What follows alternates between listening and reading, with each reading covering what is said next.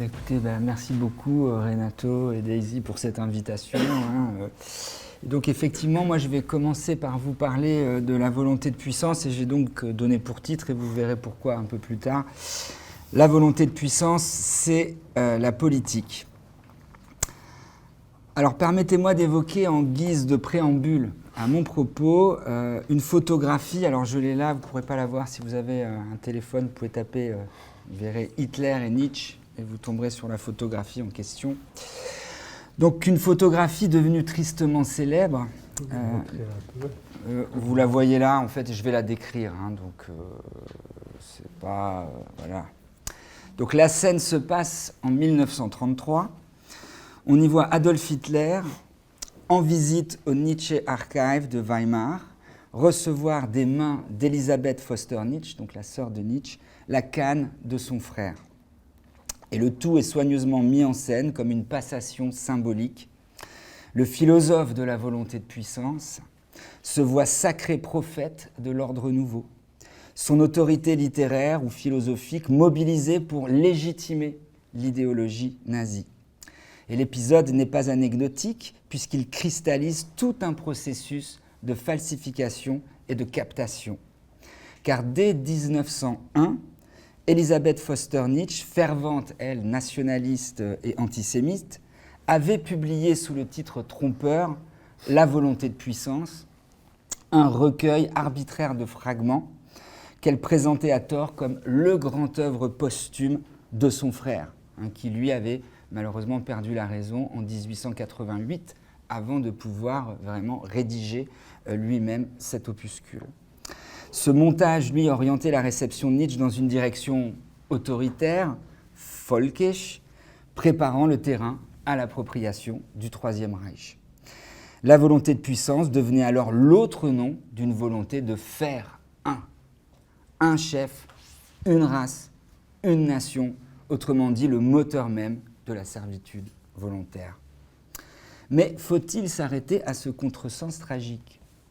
Est-il possible que Nietzsche, dont l'œuvre n'a cessé de déconstruire les illusions métaphysiques et de dénoncer les fictions de l'un, ait pu devenir l'oracle d'une entreprise de domination comme celle du Troisième Reich ? À mes yeux, je vous le dis tout de suite, la réponse est claire, c'est non. La volonté de puissance chez Nietzsche n'est jamais synonyme de volonté de domination brute. Elle désigne tout autre chose, Renato l'a évoqué, un dynamisme vital, fragile et polymorphe, par lequel la vie cherche sans cesse à se dépasser elle-même. Comme Nietzsche l'écrit dans son « Ainsi parlait Zarathustra », je le cite, « Partout où j'ai trouvé quelque chose de vivant, j'ai trouvé de la volonté de puissance. Et même dans la volonté de celui qui obéit, j'ai trouvé la volonté d'être maître. » C'était page 163. Ou encore dans Par-delà bien et mal, au paragraphe 13, je le cite encore, « La vie elle-même est volonté de puissance. La conservation de soi n'en est qu'une des conséquences indirectes les plus fréquentes. » Vous verrez que sur Au-delà du principe de plaisir, ça aura son importance. Bref, ici comme ailleurs, gardez-vous des principes téléologiques superflus, tels que l'instinct de conservation. Et Nietzsche met entre parenthèses l'effort de persévérer dans l'être que l'on doit à l'inconséquence de Spinoza. Fin de citation. Voilà donc qui a le mérite d'être clair. La volonté de puissance, pour Nietzsche, ne doit pas être soumise à un quelconque principe téléologique, donc à quelque chose qui lui donnerait un sens de l'extérieur, et qui pourrait venir limiter l'étendue de ses formes et la multiplicité de ses devenirs. Toutefois, si tel est bien le cas, si aucune valeur transcendante, aucune idée régulatrice ne doit venir limiter l'expression de la volonté de puissance, comment pourrions-nous nous assurer que celle-ci ne prenne pas la forme d'une stase sadique, fasciste, puisque nous sommes bien forcés de constater que la volonté de puissance peut tantôt s'exprimer d'une manière affirmative, créatrice, comme ça a été le cas avec Nietzsche lui-même, l'éternel malade, qui finit toujours par triompher de tous les obstacles pour s'acheminer vers la grande santé, vers le gai savoir. Mais comme ça a été le cas aussi avec Hitler, lui, l'artiste raté, assoiffé de reconnaissance, déchaînant les passions tristes d'un peuple humilié. Autrement dit, qu'est-ce qui oriente la volonté de puissance, tantôt vers la création et tantôt vers la destruction? Ou bien encore, qu'est-ce qui décide qu'elle devienne affirmation de la vie ou justification de la domination, voire de la mort? Voilà les questions que je voudrais donc explorer avec vous aujourd'hui.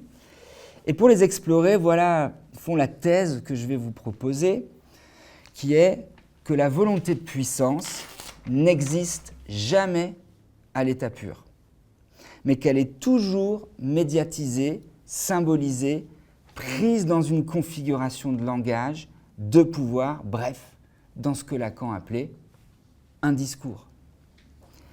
Thèse donc qui m'a conduit à donner comme titre à mon intervention une reformulation de la thèse lacanienne, encore une fois que ce séminaire-ci prend pour titre cette année, à savoir l'inconscient, c'est la politique. Thèse donc que je me propose de réécrire avec Nietzsche, la volonté, et vous voyez déjà que la volonté de puissance pour moi se tiendra à la place de l'inconscient, la volonté de puissance, c'est la politique. Espérant par là vous indiquer qu'il ne s'agira pas pour moi de soutenir qu'il serait possible de définir la politique à partir d'une approche purement métaphysique de la volonté de puissance. Ça aurait été la politique, c'est la volonté de puissance, hein, puisque ça, c'est l'interprétation précisément qu'en fait Hitler, ou bien qu'en a fait Heidegger dans sa lecture de Nietzsche, puisqu'il place Nietzsche comme le dernier grand métaphysicien de l'histoire de la philosophie occidentale. Mais au contraire, pour moi, il va s'agir de soutenir que la volonté de puissance ne peut se comprendre en dehors du discours politique qui l'interprète, l'interpelle et la met en forme. Ce qui me conduirait à soutenir aussi, au fond, qu'il existe deux abords possibles de la volonté de puissance. L'un, encore une fois, adossé à la métaphysique et qui transforme la volonté de puissance en un bouchon du politique. C'est-à-dire en principe d'unification, de faire un de la sphère politique. C'est l'abord d'ailleurs que dénonce Lacan lui-même dans l'introduction à l'édition allemande du premier volume des Écrits, lorsqu'il écrit, en s'adressant d'ailleurs directement à Heidegger, où il dit « Pour mon ami Heidegger, je souhaite qu'il lise, même s'il ne prendra pas le temps de lire, et il lui dit « La métaphysique n'a jamais rien été et ne saurait se prolonger qu'à s'occuper de boucher le trou de la politique. » C'est son ressort.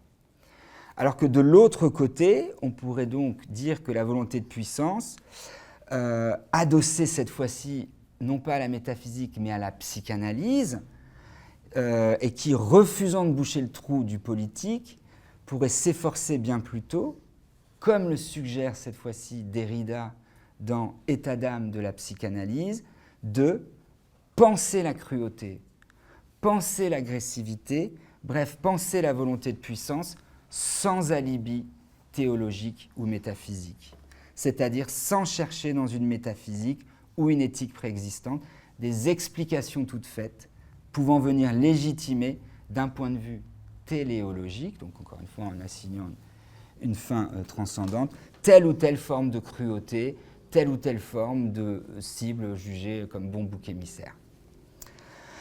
Donc voilà donc la tension que je voudrais explorer aujourd'hui entre la volonté de puissance comme instrument de domination, volonté de puissance comme méditation atéléologique et athéologique sur la cruauté. Et donc aussi sur ce qui constitue, comme nous le verrons chez Freud, l'au-delà du principe de plaisir et la pulsion de mort. Entre une politique du bouchon donc et une politique du trou, entre le discours du maître qui ferme et le discours de l'analyste qui ouvre. Tension donc que j'explorais en 3 temps. Alors je vais vous proposer d'abord une lecture de la volonté de puissance à partir du corpus nietzschéen lui-même, afin de vous montrer que cette notion, bien loin de faire l'éloge de la force brute, nous engage plutôt à descendre dans les arcanes de la pensée pour en découvrir ce que Nietzsche appelle les couches infraconscientes et les enjeux de puissance implicites, sa généalogie de la morale.